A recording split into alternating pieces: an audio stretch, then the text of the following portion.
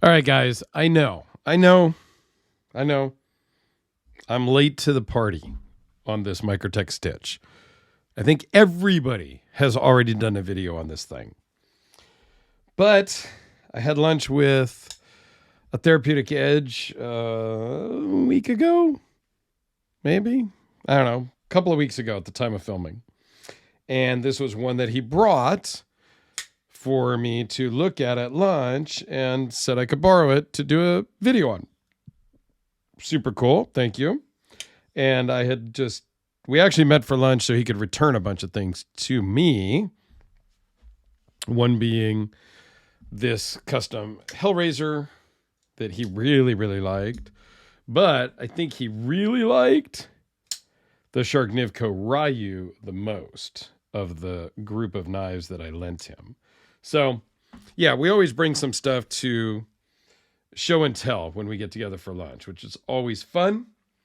And so I got to check out this Microtech Stitch. So this is basically a production version of a Borka Blades knife.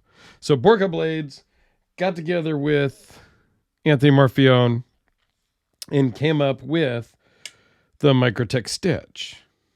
So Borka Blades makes fixed and folders. They're really awesome. I've handled a couple. Haven't been able to get any here to film, but that's okay.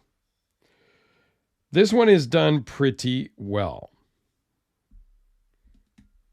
And it is made in the United States. I don't love all of the branding on the blade, but that's a Microtech thing, not my deal. The serial number, I don't care for that. But this particular one has a nice Stonewash blade, titanium scales. Obviously, it's an automatic. Nice milling on the handle. Again, we got more branding on the pocket clip. I could do without that too. But all in all, a cool knife that is just an interesting shape. And I've had some interesting knives before. I've shown some interesting knives on the channel. I'm not sure I understand why it needs the thumb hole when it's a button lock automatic. I would have preferred that to just be solid, but that's me. I think it gives you a great spot for your thumb. You can choke up super easy and still have a very useful and working blade. I'll go through the specs really quick. It's 5 inches closed, 8.5 overall, 3.65 inch blade with a 3.04 cutting edge. Behind the edge is 0.020. Blade thickness is 0.188. Blade steel is M390.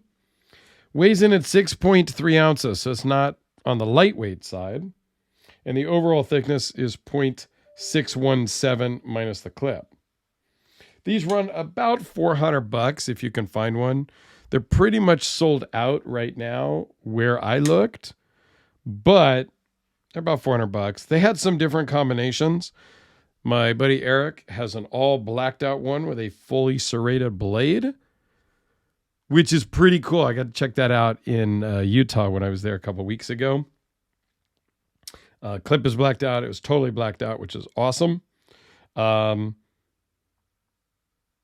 don't know about the whole serrated bladed version. Eric wasn't either, but he did a paper towel roll cut and it performed flawlessly. He was surprised. With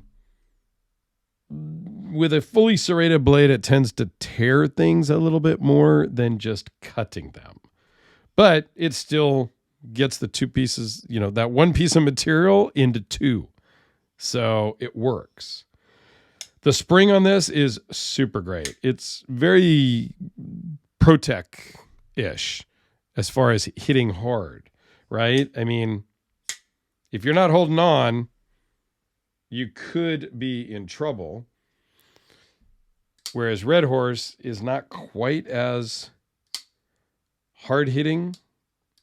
It's not terrible, but Certainly not as hard as the Stitch or as a ProTech. And it gives you a solid feel and a solid sound. So all in all, I think it's a cool knife. I know that it is one of Therapeutic Edge's most carried and most used knives. So this particular example on the close, there's a little bit of grittiness in there, but he carries this a lot.